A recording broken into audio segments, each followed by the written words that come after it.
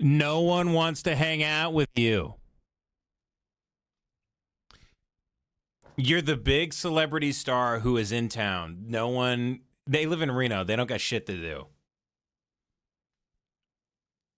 You ever lift up a welcome mat and there's just a bunch of bugs just chilling under there? And when you lift the mat up, they kind of just like look up at you. That's what it's like to live in Reno. Jeff Dye shows up, and even then they go, we could just keep staying under this welcome mat. We were having a pretty good time, actually. Jeff's buying all the food. He's buying everybody drinks. He wants to have a good night. Everybody, they just saw his act. They're like, I think we had enough of him. Give it up for Very Good Clips. Go subscribe to them. They're making money now. My chain. My chain. My chain. Don't you like my chain? I'm not shitting on this podcast at all. I don't know this podcast. I don't know these guys. They seem like nice guys. I'm only playing this small clip here from Dye. So this is from Kay Gregory, submitted this, said, go to 44 minutes. Jeff Dye is talking about how he's one of the greatest stand-up comedians of all time. In the world, I don't want your fans to light me up. He just called himself. What is he doing up there? They don't get my stuff. They see if he could get on there. Bragging. Wait. Love that shit. I think I might have the wrong timestamp. Let me see. 43 minutes. Okay, hold on.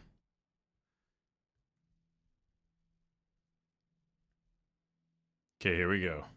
Like he goes, look at me for 8 years in a row as the funniest guy on television. I'm like, no, you aren't. Skankfest. Well, did you ever hear Bazinga? Pretty fucking funny. You know, one time I was at my parents' house and I sat down. I'm talking Man, this to guy's got a story for everything. Continue, Jeff. Mom and my dad, and then Please my have mom the goes, floor. oh, hey, you know, there's this new show. It's so funny. You've got to see it. It's so funny. I go, what's it called? They go, Big Bang Theory. And I stood up and I left their house and I've never seen them again. The last time I talked to my parents. Our parents love that shit too. Dude. I said, I'm ashamed I came out of your body. Your son is one of the greatest fucking stand-up comedians that's ever lived. And you're bragging to me about Big Bang Theory? They're like, I don't think Jeffy could get on this show. They don't get my stuff. They see me from the audience going, I don't know what is he doing up there? Why'd you doing this? He's embarrassing us. Hit us with a bazinga. Now, Bazinga's better. It's not controversial. Can we get you saying Bazinga instead? Also, I'm aspiring to be the greatest comic in the world. I don't want your fans to light me up. He just called himself the greatest comic. All four of them are going to go hard on you, so. Yeah. It's fun. I'll share the shit out of this. Oh, you're the best, Jeff. You really are too nice and cool. Thanks, man. For how... Okay, so he did walk that back, so we can't get him on that. But we can still get him on sucking ass. And I'm down to get him on that if you guys want to get him on that. This orbit of people, once someone has deemed their act controversial or edgy or way too out there, these guys all accept it as reality. They go, yep, because you said you're too controversial, you're too out there, you're too thinky. Everyone just goes, yep, man, you're... Remember when all these comedians were saying they were like shadow banned and they were doing shadow banned tours and saying... Fans were like, I tried to type you into Instagram and you're not showing up, and people would share that screenshot and be like, Look, if you type in my name and hit search, the first result is someone way more famous than me, like Trevor Noah, and then I'm under them. Isn't that crazy? They're trying to push their agenda. So Dye says he's too controversial. This is interesting. This is very interesting. Wait. Until I started bleeding out of my asshole. Who is that? Oh, they just stream stand-up comedy? God help us, huh? God help us. They just stream stand-up. Where's Die Hard? Hold on. We gotta find Die Hard. I play a game called... See what he's talking about. Welcome to Die Hard. We're back at it, baby. I'm back from Reno. You're back from Torrance. How many hats does this guy own? Look, I'm not against anybody being a hat guy, especially if they have a bad hairline. They're going bald, whatever. Do your thing. I love hats. I think hats are great. I respect that he's not wearing them backwards. I'll give him points for that. But this thing where he's wearing a different hat from a different city, you got to have an identity, man. You got to root for you get a couple teams. Look, I'll let you root. I'll give you that if you want to root for the Boston Celtics, but then you want to root for like the dot. Like if your baseball team's over here, but your football team's over here, and I think that's retarded, but I'll give you it. I'll allow it. This is not. I mean, the hats that he's wearing. It's a new hat for a new team. Does he go to lids? I'm going to start waiting at the lids at different I'll camp out there for weeks at a time, and I'll keep changing. Does he go to lids every time he's about to record a podcast? This is insane. Orioles. Oh, he went hatless there. Mariners. Lakers. Cubs. The Padres. The Angels. The Pirates. It's crazy. You got to pick one, man. You got to pick one. Welcome to Die Hard. We're back at it, baby. I'm back from Reno. You're back from Torrance. So what I'm really interested in here is he going to start talking about how his act is so controversial? I've seen his stand-up. I don't even, look, whatever. I don't care. All stand-up is bad for the most part. I'd say 99.9% of it is bad. I'm not shocked when stand-up is bad. I expect it to be bad. It means nothing to me. Whatever. It's not remarkable that stand-up is bad now when it's just all dog shit. So I don't care about that. What I'm interested in, what does he think about his act? Hello. Who's with me? Let's go. Ladies and gentlemen, Die Hard is back. Listen, I know that this podcast is in its infancy. We're in the open mic phase. Do what you gotta do. Scrap, grind it out, grow. These guys baby. are on Rogan all the time. They're constantly cross-promoting. No one's listening. But it's interesting. it's so much fun. It's so much fun yapping to you. I feel like such a loser doing this show and doing Lemon Party. I'm like, then something like, well, Lemon Party has like over 40,000 listeners a week. I'm like, that's pretty good. But then I see these other shows, they're having on big guests, millions of views. I just feel like 600 views. I don't know. I don't know if I do that, man. I think I might just spend time with my family. If I'm getting that. If I'm getting 600 views, especially if I was like going on all the big podcasts and I was in the rotation and I was touring, I don't know if I could do that, man. I don't know. I got more people, I think, watching this stream live right now than have watched his podcast since it's come out. It's kind of unbelievable. A man such as myself that goes on no shows, no promotion, that is like pseudo like exiled, like banished from the comedy world in some sort of unspoken way. This is pretty impressive here. We're not long. It's interesting. Long after I'm dead and I'm in wherever we go after we die, people are gonna go, "Wow, that guy talked a lot. That Jeff died. What a yammering existence that guy had." Often I look at the stars when I'm on mushrooms and I can feel the stars looking down going, "Why won't that one just shut the fuck up?" He's talking so much. He's got so many thoughts and ideas. He's just won't shut the fuck up. And that's what I bring to the world. Talking, Sometimes I'm right, sometimes I'm wrong. I try to make it always funny and fun or deep or enlightened. Sometimes racial, sometimes, this is my act. You ready for my act? My act, I've got a lot of gears. 60 seconds in, we're already talking about the act.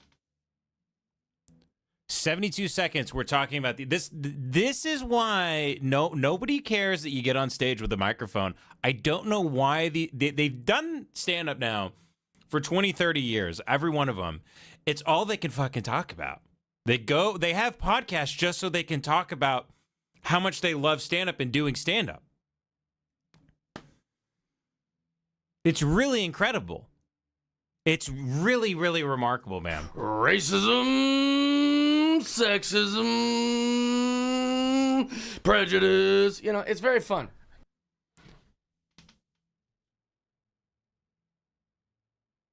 Fuck, man. I don't know if I can keep going. I don't know if I can keep going, man. It's like they just found out about, like, being edgy. It sucks dick, man. It sucks ass. Did these guys never have a phase where, like, in 6th grade, they learned about, like, the word fuck and how to draw a swastika on the side of a locker? Like, they didn't have, like, that. You didn't go through your Invader Zim phase? You didn't get on 4chan? You don't realize that people have been. How are you going through? It's like, have you ever had a friend and they're like in their mid to late 30s and they start smoking pot for the first time and they get really into pot and talking about pot and it becomes part of their personality? And you're like, oh man, you were supposed to have this phase. You were supposed to. I smoked a lot of weed when I was like 19, 20. And then it became awful. It kind of became boring. It made me really paranoid. It was too expensive, and I was like, and then it became increasingly hard to find. And I was like, fuck it. Every time I smoke it, I just think someone's trying to kill me anyway. But then if someone doesn't have that little period, and then they get into it really late, if they're having a midlife crisis or they're sort of on the verge of having a crisis, they'll latch onto something like that, and you go, oh man, now they're carrying around like a one hitter. They're getting into like smoking and like the munchies and stuff. And then you're looking at them with one eye. You're like, oh no, they're 37. They just got into weed. Ah, fuck, it sucks. No, I don't want to come over and watch Eric Andre show clips. Fuck you. I'm going to bed. I did that. I did that 15 years ago. I'm not going back to that. We're not doing that. My act, I've got a lot of gears. Racism, sexism, prejudice. You know, it's very fun. Sometimes the tranny gets stuck, you know, and you gotta shift out. I like that. There's someone in the we back. We got Ari Azizian, the Persian cowboy, in the saddle. Thanks for being here again. 2 weeks in a row. Yeah, thank you. I like having you on. I like having a camera on you. Good to see you. Someone get me on the show. All right. People love you. In my act and or in my shows, people always go, "Hey, where's Ari?" I was at Wednesday. He's back to talking about his act again. 30 seconds later, he's back to the act. When we were in Torrance. Oh no, what? It couldn't have been. It couldn't have been Wednesday, which was San Diego, not Torrance. San Diego, yeah. It was in Reno. A girl came and she goes, "I was so disappointed that Ari's not here." And can't bring stories about the shows, stories about the acts. Him everywhere. Yeah. But it'd have been nice to have you in Reno. She's a nice. These people, have they found nothing more interesting in life than themselves? Think of all the topics there are: outer space, whales,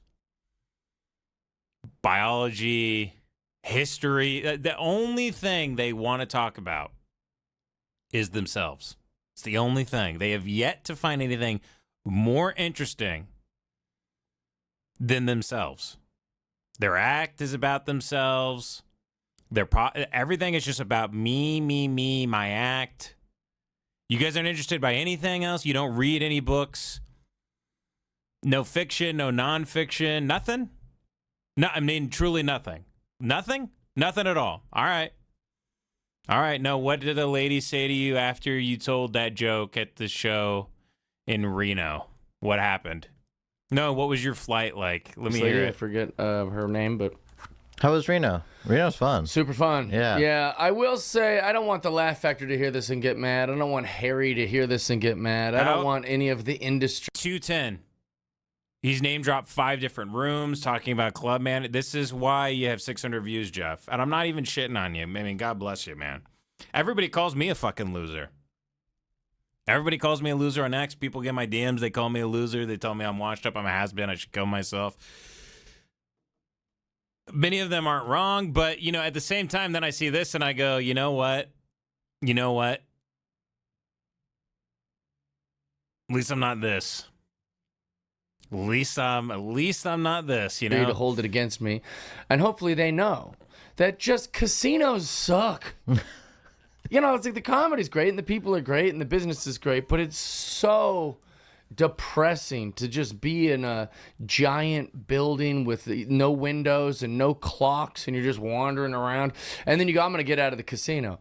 Well, it's December in Reno where 700 homeless people and it's gray out. And like, not only, usually December in Reno is nice because there's snow and like people This is another thing these people do. They go to a city And then they go to the worst part there, because comedy club owners, they're cheap, they're misers. They want, a commercial lease space that's $600. It's like 50 cents per square foot. It's usually in a shitty outlet mall. It's like downtown. It's always just in the worst part of the city. The comics go there, they stay in a Marriott across the street, and then they just talk shit about the town and how much it sucked. They didn't see any of it. They were on their phones the whole time. Going snowboarding, people are coming. Every city these comics have ever been in, there's millions of homeless people as far as the eye can see. Apparently, there's homeless people scaling buildings. There's people shooting heroin in front of the. You're just in the bad part of the town. That's where you are. Just go around the corner. Just go around the block. Just go down the street. Go to the rich people part. Go to the nice outlet malls. Go over there. You're staying in a hotel next to an airport. There's planes flying overhead. There's homeless people running around with knives and stuff. Yeah, you're in. It's called America. Every city has poor people, has homeless people. If you just hyperfixate on that, that's all you ever talk about. That's all these guys. They do tons of bits about homeless people. It's so rude. It's so disrespectful. Homeless people aren't allowed in the club, and you're just on stage constantly shitting on homeless people. They're not even allowed in the room. What a coward you are. What a true coward. They can't even be in the room to talk shit to you. Every time I see a comic doing some big bit about how homeless people are fucked up, I'm like, hope you get stabbed on the way out. I hope you walk past a breadline and every single one of them puts a shiv in you. In the side of your belly. Hope that coming in and hope you doing get all this stabbed stuff on the way for out. winter things. But they don't even have that. There's not even snow this year. It's kind of a warm winter, but it's still winter. So Right. it's gray and cold, but it's no snow and just a bunch of bums because they're like, hey, this is a warm December. God didn't kill us with the snow. And so they're lingering around, and you go, let's go back into the casino. Right. I had what might be a new rock bottom. What? You thought me crashing my car and wrestling around with some cops and then being dragged by by 3 minutes in, he's already brought up his sobriety, how long he's been sober. Another sign of a boring guy, constantly mentioning how long they've been sober. Here's the best way to be sober, because I'll tell you, I don't know how many years I haven't had a drink. Don't know how many years. Don't know how many days. Don't know how many hours. Why? Because a lot of people have got sober. It's not interesting. It's not. There's many things in this world that are very uninteresting that a lot of people have gone through. If you make it part of your personality, it just makes you boring. No one cares. No one cares when you stop drinking. It's time to be a big boy now. Nobody gives a shit.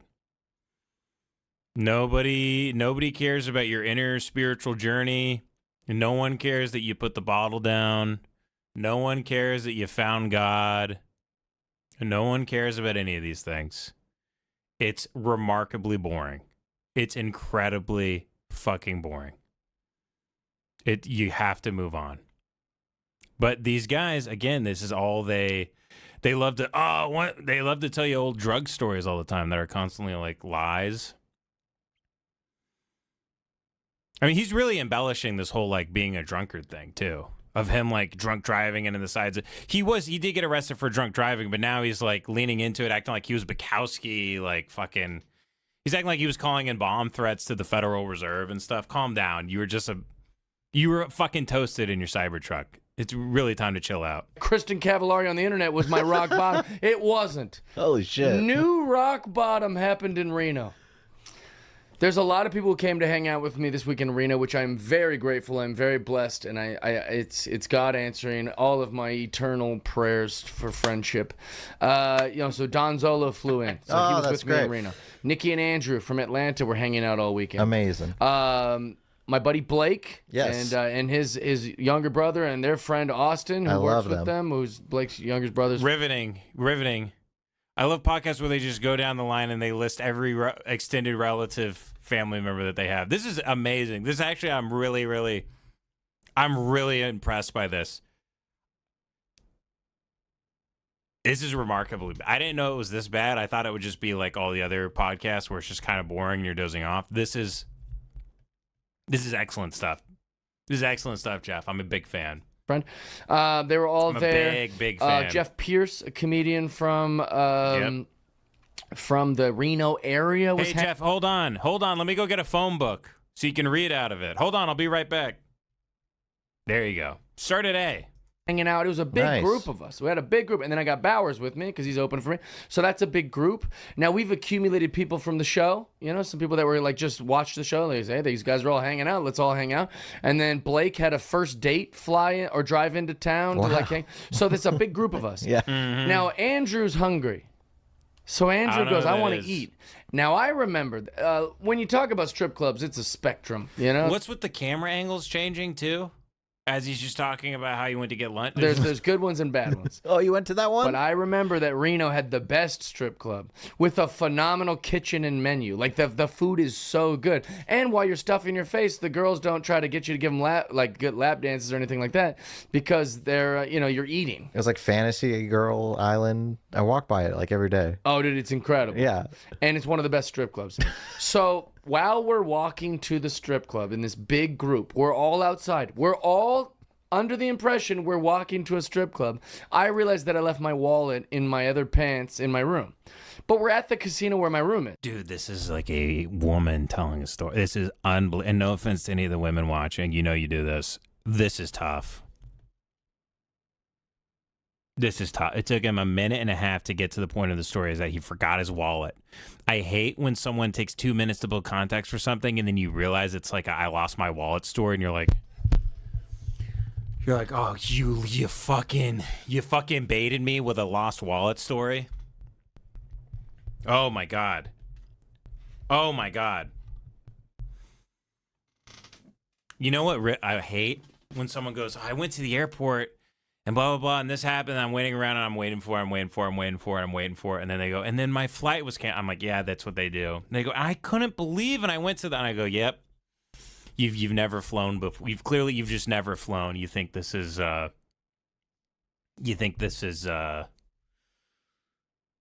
isn't happening frequently? You think you're some sort of anomaly, that your flight is... Have you ever been to the airport? That you go to the airport to find out... I go to the airport, I go, I wonder when my flight has been moved to. I don't even assume it's at the time it says it was. Once I get through, I'm like, hey, I gotta go check the big iPad thing to find out how many times my flight has been canceled as I was going through TSA. When someone hooks you with a 7-minute, your flight was canceled, I'm like, fuck. I pinch the bridge of my nose like this. I go, huh? Yeah. Lost wallet story, lost phone story, even worse. So I was like, I'll just pop up and get that. I bring Blake with me. Me and Blake go up to my room. It took 3 to 4 minutes at the most because I just had to go in the elevator, grab my... When we came back outside, we didn't see them, but we figure it's cold. They're probably ahead of us. We'll catch up. So we finally get to the strip club. Dude, this is bad. This is bad. This is... He's a tragic storyteller. This is tough. And we get in, and I was like, oh, our friends are here. And they go, okay. So we look for our friends. They're not there yet. And I was like, how did we beat them? That's strange. So I'm like, all right, I need 7 chairs. I got 7 friends coming, and then me and Blake, so 8, 9, So I'm holding 7 chairs. I've got Blake with me. I'm here. And I was like, oh, I got friends coming. It's a Saturday night. I'm holding chairs and 2 tables at a strip joint. And they're like, well, if your friends don't come soon, we're going to have to figure something out. And I was like, no, they're coming. So then I order food for everybody. I got 3 appetizers and then a pasta for myself. So the table would be kind of... Also try to show the strip club I'm spending money, Yeah. Don't stress. Endless breadsticks. Yeah. In the text, there was some sort of miscommunication. And so Blake's first date is mad at him. Like, why would you leave me with all your friends and try to go to a strip club when it's our first date? So she's kind of in girl world, she's right. That's not a good look. Dude, this is like coworker. You're a coworker. Oh, man, you're doing a coworker story right now. I can tell the producer is zoning out right now. He's not into it. He's not following this at all. But he also, he was like me, thinking, we're just going to come back down. It wasn't a huge... We left you alone for 3 minutes. I didn't abandon you. So anyways, I think he thinks stories like this are funny, by the way, because on top of it, he's at a strip club. Because he's doing that like, I'm a dirtbag. I'm like a fucking dirtbag. Dude, you're 40. You're 40, dude. You're not Tucker Max. You're not, it's not like Beer Fest 24. Dude, it was crazy. We got a lot and we slept in a hostel and... Dude, he's telling like, he thinks it's really interesting that he's at a strip club. It's really crazy. I think he's like 12 years old. I think he's 12. Spiritually 12 years old. Nightmare, complete nightmare. Blake goes, I gotta go fix this. And I was like, dude, you're not gonna leave me at a strip club alone. And he's like, I've got to, dude. She's pissed off. She says she's gonna drive back. And like, I live in Tahoe, which is an hour from where we are now. And she lives in the Bay Area, which is hours from, I can't, like, I gotta go fix this. I go, dude, do not leave me. And then the group is texting me, hey, we all took a vote. We're just gonna stay here at the casino. And I'm like, what? No one wants to hang out with you. You're the big celebrity star who is in town. No one, they live in Reno. They don't got shit to do. You ever lift up a welcome mat and there's just a bunch of bugs just chilling under there? And when you lift the mat up, they kind of just like look up at you. That's what it's like to live in Reno. Jeff Dye shows up and even then they go, we could just keep staying under this welcome mat. We were having a pretty good time, actually. Jeff's buying all the food. He's buying everybody drinks. He wants to have a good night. Everybody, they just saw his act. They're like, I think we had enough of him. I think we had enough of that. I'm at a strip club saving chairs. Like, this is my nightmare. I've got 3 appetizers. I'm eating pasta alone. By the way, it is a gay guy's idea of a straight guy is going to the strip club to get dinner. It's tacky, dude. It's tacky, and you're not, again... you're 40. You're 40, bro. At the front tables of a strip club, and all the strippers are looking at me like, who's this fucking loser? And I'm like, I've got friends coming, I promise. I mean, it was a new... Oh, that's hilarious. That walk back, dude, I thought I was going to kill somebody. Like, I was just like, just walking in the cold back to my friends, like, I'm going to kill all of them. I would have eaten at the strip club with you. This was amazing. There. I know, I just stayed there until... He should start drinking again immediately. He needs to start drinking, driving drunk around town. He absolutely needs to hit the bottle. Jeff, I don't think you hit bottom yet, buddy. You can't quit until you hit bottom. Every man contains extremes. Jeff, if you don't find your extreme, you can't then rebound properly. You're stuck in limbo here, Jeff. You're stuck in the gray land. You got to go back. You got to hit the bottle. You got to hit the bottle one more time, buddy. I finish my meal. I actually walk by that one every day because it's like attached to like a mini hotel, kind of, right? Oh, like, I don't know. I was like, do people stay at this like mini hotel / strip club? Be great. Yeah, that's where the girls live. And all the billboards would flash, be like, come and talk to like Ashley today. Oh, dude, it was. Yeah. I will say, like, I'm not like a huge strip club guy, but that one's the best because if you don't want to spend a bunch of money and have like some girl on you, like, not everyone's going to strip clubs for the same reasons. He's cheap. We found that out with the GoFundMe. He needed to move to Austin, but he's a cheap little bastard. I wonder if he's in Hat Club. I bet he has some sort of subscription to a hat website, and he waits until he can get 20-30% off. Uses some sort of promo code. He seems like that type of asshole. He knows his head size and everything. He knows how to navigate these things. He knows adds 2-3 hats in the cart. He gets one free. He's got a wall of hats. I got to see his hat room. If anybody has a link to something with his hat room, I got to see his hats. I got to see him. Sometimes it's funny. Sometimes it's just like, it's nice to look at naked girls, but like, you don't necessarily need to go in the back and get the sex work. You don't need to have them give you a lap dance. In fact, one girl at the strip club just argued with me a bunch. And I was like, man, you haven't lived till a girl's giving you a lap dance and belittling you for your conservative values. She's like... So he's talking politics at a strip club, and like no one likes him. You're like a good-looking guy at a strip club, and you're being that unpleasant? Someone's got to put Jeffy in check, man. This is tragic. He's eating a bunch of like barbecue chicken nachos at a table of 7. We already know he's cheap. He's not tipping the girls. And then he starts preaching politics to them. And they're like, who is this asshole? Someone goes, oh, yeah, he's the big comedian in town. They go, he hasn't said anything funny. They go, he keeps talking about woke. I don't know. What the fuck is woke? What is he talking about? Giving you a lap dance and belittling you for your conservative values. She's like, oh, let me guess, you're some bro that just punches down in your comedy. Like, she was just... See how they, by the way, he's making this whole thing up, but you see how he's also slipping? Because they always say, like, left or the right, like, I don't like either of them. Like, I want to make fun of both of them. I think they're both dumb. And then they start letting it slip that they have the conservative values. They love to switch back and forth. They are allegiant to... They have no values. They don't believe in anything. This is fascinating. We really stumbled upon something here. Let's continue this story.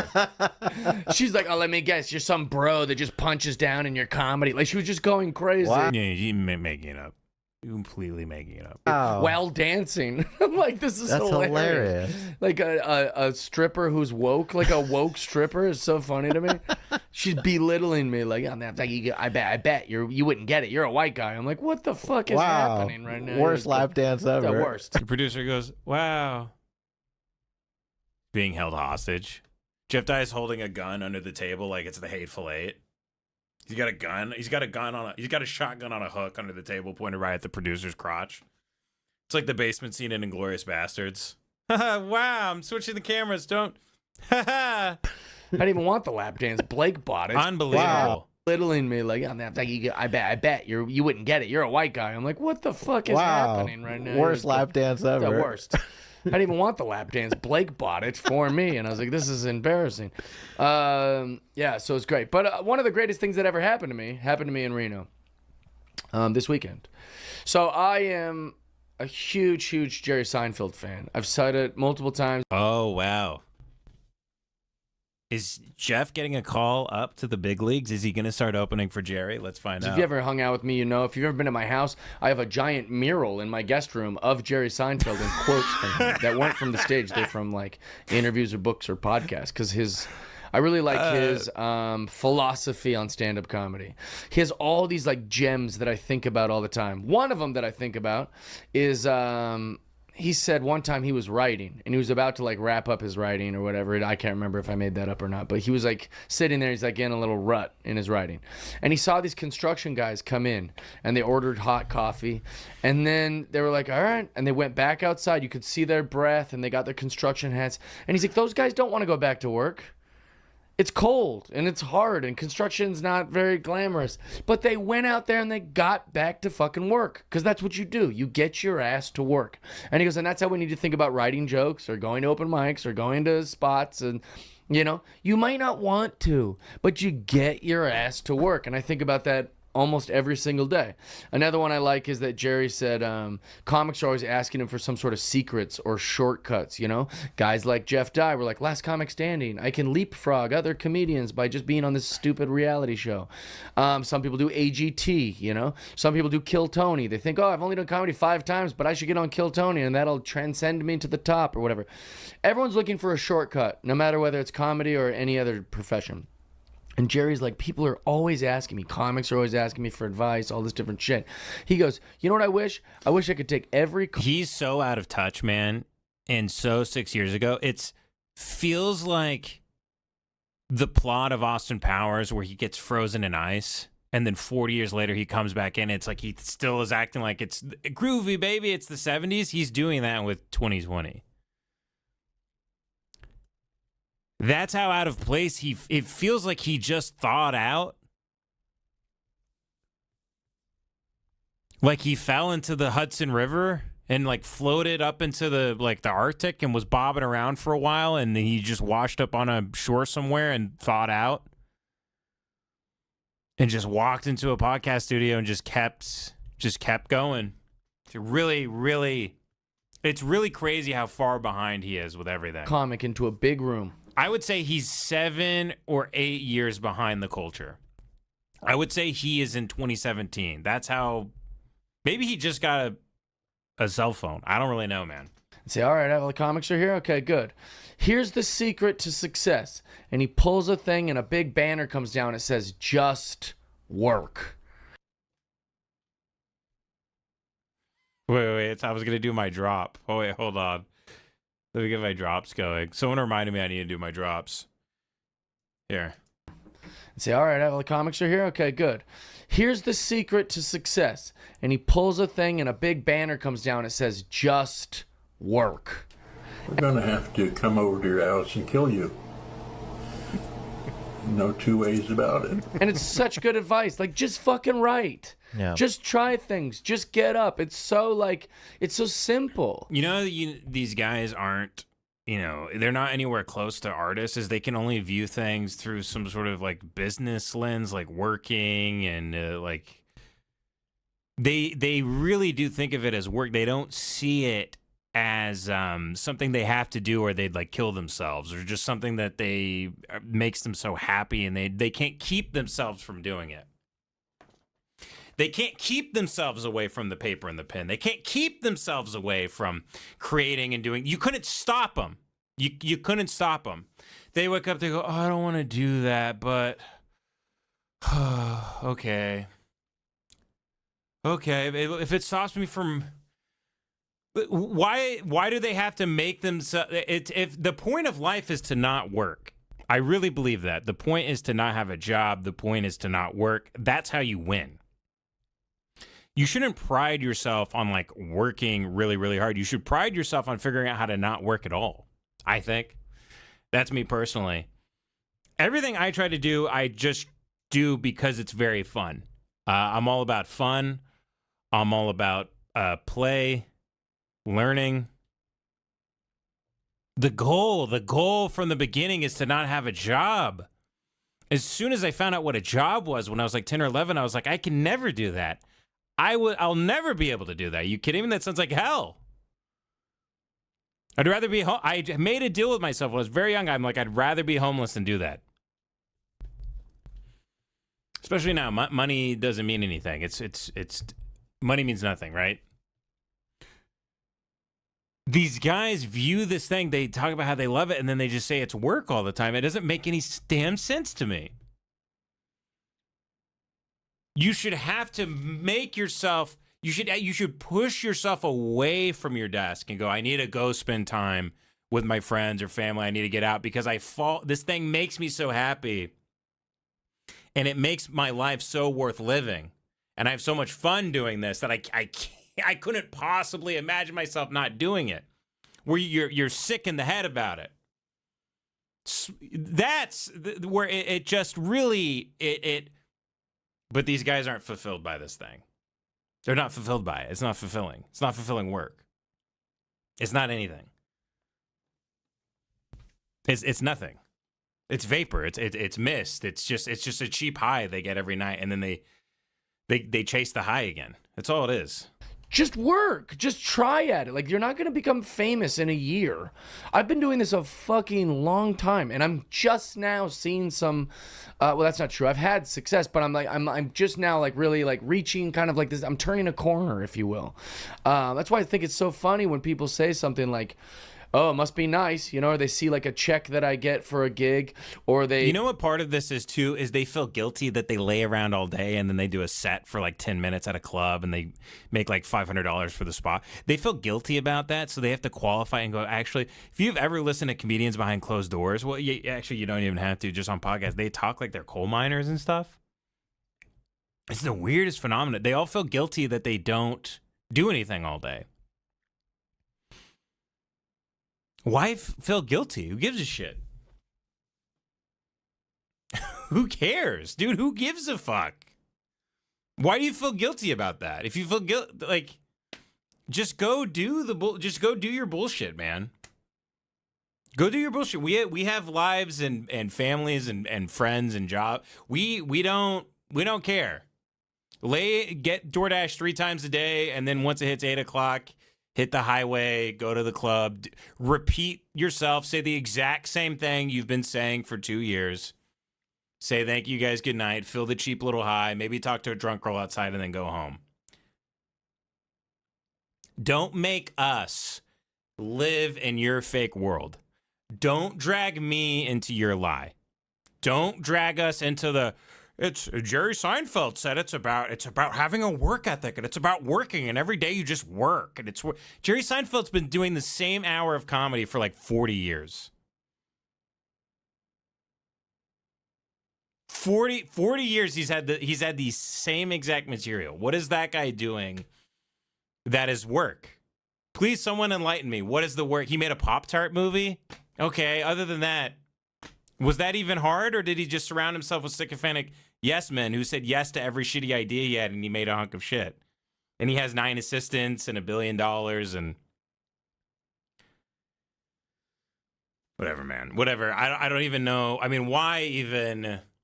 I got to stop doing this where I like try to imagine what their world of just of non-reality is and try to argue with it. They've been doing this for years, and it drives me nuts, where they go on podcasts and they talk about how like they're the hard. They act like they've been drafted into a war.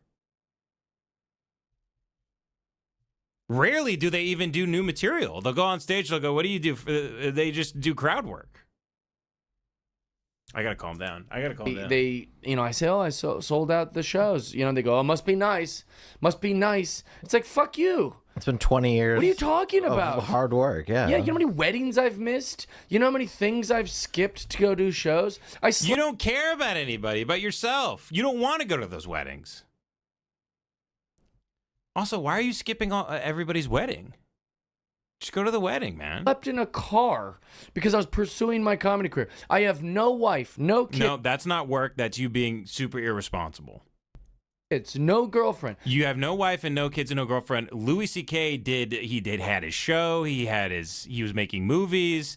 He was doing and he had kids. He had a wife. That's you have all the time in the world. You have the whole day, man. You only got one thing to do at night. You got you could have a whole 50-hour work week if you wanted to. These people are the most mentally ill people on the face of the planet. That was because I put comedy first. I've compromised so many things. You haven't, it's 11 minutes in, you haven't told a single joke.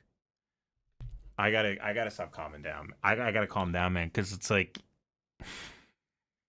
I gotta calm down, dude. Because the thing is I don't actually care, but if I'm watching them for long enough, I start getting pissed off. Even if you ask me, what do you think about Jeff Dye? I'm like, oh, I retweet him all the time. He makes me laugh. If I sit down and I watch his podcast for 10 minutes, I start getting really, really mad. I start getting really mad. For this job, I've made many mistakes. I've said many things I shouldn't have. I've had to learn from those. I've had to fall back down the ladder and then climb my way out. It's like, it's not, this must be nice. Like everything you see, with the exception of like the hawk to ya girl, and maybe people who came to mine for gold. To ya? Man. Is he like a Gen Xer? Why is he so out of touch with everything? Is he actually like 58 years old? Gold and found some gold on their first expedition or something.